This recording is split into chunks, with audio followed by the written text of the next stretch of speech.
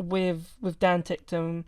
Yeah, We were talking with Lou, and I said, I don't get it myself in terms of you're in the heat of the moment. The adrenaline is running through your veins. And things have gone against you. You're not going to be happy on the radio. It's unmerited. It's not needed the stick that Dan Ticktum gets, I think. And as I said in that clip with Lou, he's a lovely yeah. person to chat to, a lovely person. But the people don't care about that. People just want to remember what he did 10 years ago, and don't want to change their opinion on a person. I agree and disagree, and the thing with Dan, and you're right, he is a lovely person to speak to, and he's actually a really funny character, to be honest with you. He's Yeah. he's very serious. It was quite funny. I happened to catch a glimpse of his home screen on his phone, and it's a close up of Jeremy Clarkson's face. Lol. That I thought that was quite funny. But Dan, I see both sides with Dan. Yes, his radio message, of course, wasn't good, but ultimately it was the heat of the moment. It was, he was fighting for points, something he's not been able to do for a couple of years. He's understandably going to be a bit frustrated. The thing I don't like is, again, there were several drivers who swore, yet it's Dan who obviously gets picked up. And Yeah. unfortunately, we live in a world, and obviously I work in an industry where Dan does the views because of his past, and Yes. You're very true. Formula E knows that. And I saw obviously the piece that was, I know, discussed and ran about Dan and how it shows the FIA won't uh, uh, punish swearing during a race over Yeah. radio. And yeah, we all kind of knew that, but I kind of understand the fact with that piece, and that it does show that a driver can go and say anything they want over the radio effectively, no matter how Yeah. outlandish and explicit it is, and get away with it. It's just going to be obviously in interviews. But the, the problem with Dan is he doesn't help himself, both in terms of obviously the incidents he did. He's the first to admit that it was inexcusable, and things obviously meant that he never got a chance to go to F1. He never got a super license. He can only blame himself, and that's something he's openly said to myself before, that he can only blame himself. At the same time, he actually quite often, because he's probably the most honest driver in the paddock, to be honest, because you ask him a question and he is just brutally honest, Yeah. both good and bad. And I mentioned it in the Discord earlier on in the messaging.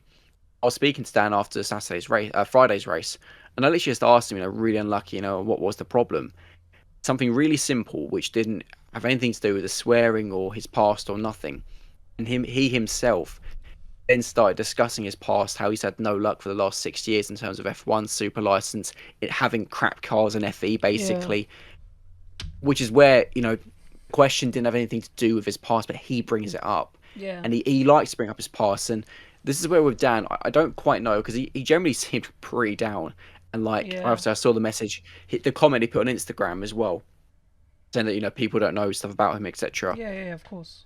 I don't know with Dan whether there's, I guess only Dan can answer this. There's also the one side where it does seem like all the backlash and comments from fans kind of get the better of him. But on the other hand, maybe for him, any publicity is good publicity, and maybe actually he quite enjoys rallying all this up, because Maybe. he gets. If you look, if it was any other sport, Hmm. motorsports, name one driver who is in a back market team or a midfield team who gets as much media attention as Dan. No one. And that's the big thing. Dan gets the attention because he's seen as this bold character, He's this the driver bad who boy. swears all the time. He's the bad boy. Something he's kind of tired of being, but then he still kind of fuels himself off that a little bit. So I think he's a very interesting character. But again, I think Yeah. the thing is that, and Lucas Di Grassi, again, a driver who a lot of people have very mixed opinions Yeah. of. Obviously, I won't go into the details why, Yeah. because I Yeah. appreciate got a lot of people in the thing. But I chatted to him about obviously this FIA swearing thing, because obviously Lucas himself is a driver who's said a few interesting words over radio over the years. He himself said that it's not the FIA's job, that they're losing focus of their core priorities, was his wording, and that it shouldn't be them who are punishing drivers for bad language. That should be the job of A, the teams, B, the team sponsors, because if you've got a driver swearing, it's not a good brand image, and C, the broadcaster. If you don't want your audience to be hearing swear words, give it a couple, have a couple of second delay, Yep. which gives you time to pick it To up bleep and it. bleep out. Yeah. It's 25. I can bleep out stuff on iMovie. I'm pretty Yep. sure Formula E can be bleeping, or Whisper TV or whichever broadcaster it is has the capability of bleeping out an explicit word within 2 seconds of hearing it. And this is where it then feels like it is, being targeted on Dan, because he's got that reputation of being this bad boy which gets views. I bet if you go and look on any social media on Formula E and the clips of Dan, the views are probably significantly higher than Formula E gets from most other posts, which is why they keep doing on it. this channel. Yeah. It happens on this channel. Yeah. The Dan interviews get the most views always. 3, 4, 5 We would times always interview Dan Ticktum because we knew he would get the most views. Doesn't matter where he finished, what he did. and also we like But him. I'm trying to get him on the Racing News podcast. I'm working hard. Yeah, on that. it's something. As I said earlier, I would love to get him on this show, but or just to have that time to interview him. Those. What is it? The CEO guy. I've forgotten his name. He interviewed Ivan Toney. No. What's the? That's where my head was going. Sorry, how have you forgotten the There's CEO that of this podcast. series? The podcast guy that interviewed Ivan Toney, and he interviews all these Steve celebrities. Bartlett? Yeah, that one. You kind of feel like you he'd be need. brilliant. You That'd feel be like that. that's the type of interview that he needs. That's really scary because I was literally thinking that whilst in the gym. That's spooky. Good, great minds think alike. But no, Yeah.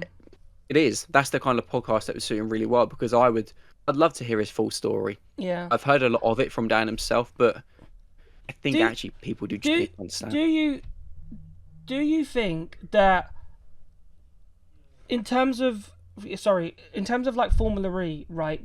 Rather than seeing the gains, right, they wanted to get the views, right, from Dan instead of protecting him as their driver. Do you think is that kind of like a sign that Formula E is still really, really pushing to get numbers and get people clicks and people watching Formula E rather than maybe protecting their drivers? Short answer, yes. Formula E quite clearly needs views. And that's, whether that's using its drivers like Dan in this case, but also the other way is trying to get views. And I'm sure everybody saw, obviously, the press release, I think it was last week, on the views and the constant comparisons in the press release to Formula One. Yeah. Which, of course, and Formula One weren't very happy about that. I can't go into details because it's work related, but Formula One were very, very unhappy with the amount of comparisons Formula E were making because it's irrelevant. Yeah, Why does it matter how many views Formula E had in the first 2 years compared to the 2024 Las Vegas Grand Prix? Like, why? Yeah. And this is the problem, that Formula E is in a position where it still needs views. So it's using these swearing clips most notably. Yeah. And basically anything in controversy, it's just because, again, as Pico picked up, anything Dan related, no matter the platform, no matter how many subscribers the platform or how many followers the platform has, there's obviously a big difference in terms of the numbers of subscribers compared to Formula E Zone and Formula E. Yeah. Yet for both, it's the Dan stuff which gets the most views. Yeah. So it shows that it's obviously something which trends and that obviously Dan Ticktum as a name that people are searching for videos on. Yep. As always, Nick, it's been an absolute pleasure